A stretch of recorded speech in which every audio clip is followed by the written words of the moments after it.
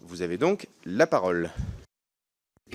Merci, Monsieur le Président. Chers collègues, j'ai le plaisir de me présenter devant vous comme rapporteur de cette proposition de résolution tendant à la création d'une commission d'enquête visant à établir les raisons de la perte de souveraineté et d'indépendance énergétique de la France, que le groupe Les Républicains et Apparentés a déposé le 5 septembre dernier auprès de la présidence de l'Assemblée nationale.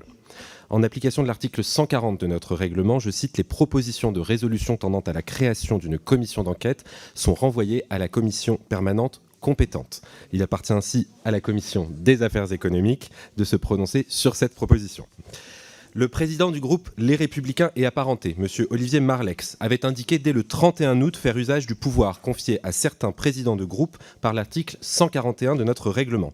Celui-ci prévoit que, je cite, « chaque président de groupe d'opposition ou de groupe minoritaire obtient de droit, une fois par session ordinaire, à l'exception de celle précédant le renouvellement de l'Assemblée, la création d'une commission d'enquête. » Dans le cadre de ce droit de tirage, la commission compétente doit uniquement vérifier si les conditions requises pour la création de la commission d'enquête sont réunies sans se prononcer sur l'opportunité de celle-ci. Et comme vient de l'indiquer le président, aucun amendement au texte de la proposition de résolution n'est recevable. Si notre commission estime donc aujourd'hui que les conditions requises pour cette création sont réunies, la conférence des présidents prendra acte de la création de la commission d'enquête. Ces conditions sont au nombre de 3. 2 de ces conditions visent à éviter la redondance de la commission d'enquête ou son empiètement sur d'autres travaux. Premièrement, l'article 138 du règlement prévoit l'irrecevabilité de toute proposition de résolution tendant à la création d'une commission d'enquête ayant le même objet qu'une mission effectuée dans les conditions prévues à l'article 145.1 de la commission d'enquête antérieure, avant l'expiration d'un délai de 12 mois à compter du terme des travaux de l'une ou de l'autre. La proposition de résolution remplit ce critère de recevabilité. Deuxièmement, l'article 6 de l'ordonnance du 17 novembre 1958 dispose, je cite, qu'il ne peut être créé de commission d'enquête sur des faits ayant donné lieu à des poursuites judiciaires et aussi longtemps que ces poursuites sont en cours. L'article 139 de notre règlement précise que le président de l'Assemblée nationale notifie le dépôt d'une proposition de résolution tendant à la création d'une commission d'enquête au garde des Sceaux qui doit lui indiquer en retour s'il existe de telles poursuites. Interrogé par la présidente de l'Assemblée nationale, le garde des Sceaux, ministre de la Justice, lui a fait savoir par un courrier en date du 29 septembre 2022 qu'à sa connaissance, aucune poursuite judiciaire n'était actuellement en cours sur les faits ayant motivé le dépôt de cette proposition de résolution. La troisième condition porte sur la définition et le périmètre du sujet de la commission d'enquête. L'article 6 de l'ordonnance du 17 novembre 1958 relative au fonctionnement des assemblées parlementaires dispose, je cite, que les commissions d'enquête sont formées pour recueillir des éléments d'information soit sur des faits déterminés, soit sur la gestion des services publics ou des entreprises nationales.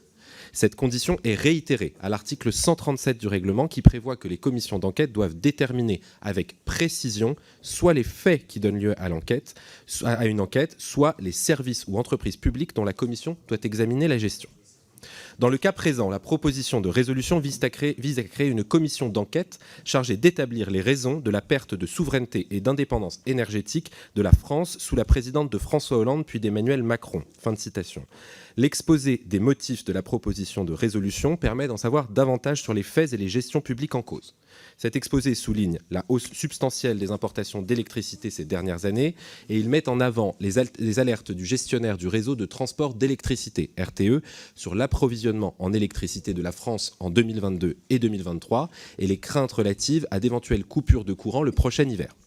L'exposé des motifs rapproche cette perte de maîtrise de notre approvisionnement électrique, de l'affaiblissement des capacités de production nucléaire nationale, du fait notamment des retards du chantier de l'EPR de Flamanville et de l'arrêt de 32 réacteurs nucléaires sur les 56 que compte notre pays, dont il questionne les causes.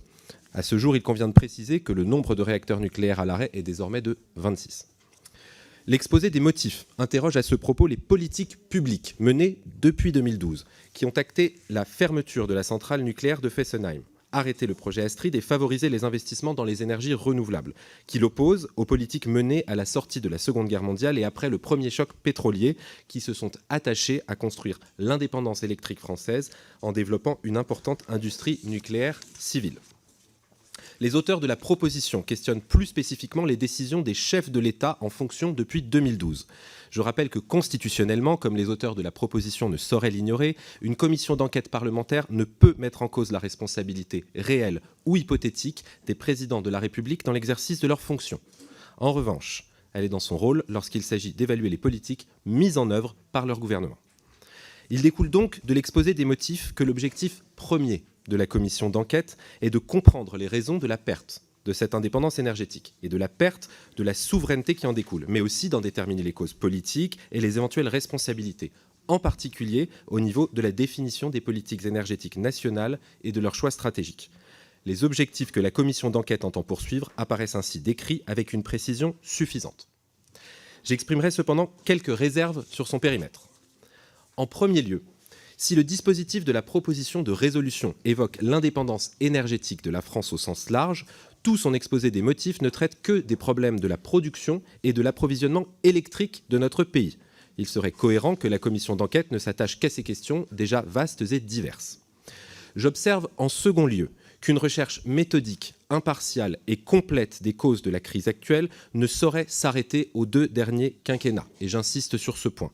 À simple titre illustratif, le réacteur nucléaire le plus récent date de 2002, et lorsque la loi du 13 juillet 2005 de programme fixant les orientations de la politique énergétique a donné le cadre législatif pour le projet EPR, le défi du renouvellement des centrales à horizon 2020 était déjà connu, mais un seul nouveau chantier a été lancé en avril 2007 et s'est trouvé confronté à des difficultés qui ont, elles, débuté avant 2012.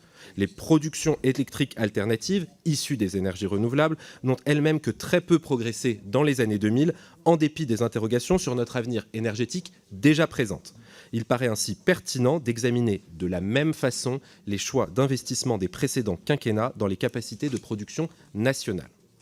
Au demeurant, les politiques énergétiques étant élaborées et mises en œuvre sur un temps long, elles impliquent par nature et par construction différents responsables, organismes et acteurs publics et privés qui ont pu jouer un rôle dans la situation présente. La commission d'enquête, mes chers collègues, a précisément pour objet d'en clarifier les causes politiques, les causes stratégiques, opérationnelles, conjoncturelles, collectives et éventuellement individuelles. Il paraît en conséquence, et je me permets de le souligner devant vous, hautement discutable que la proposition de résolution désigne d'ores et déjà des responsabilités précises, qui plus est avec une tonalité péremptoire et comminatoire, au risque de laisser craindre que ses auteurs n'aient pas l'intention de mener les travaux approfondis et sans parti pris que de tels enjeux imposent.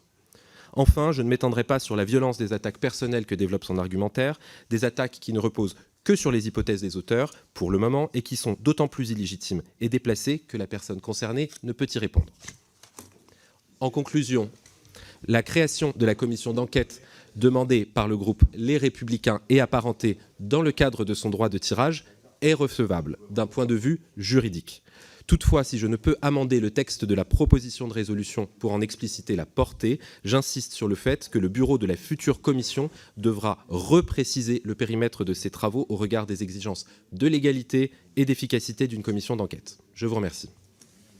Merci beaucoup, monsieur le rapporteur.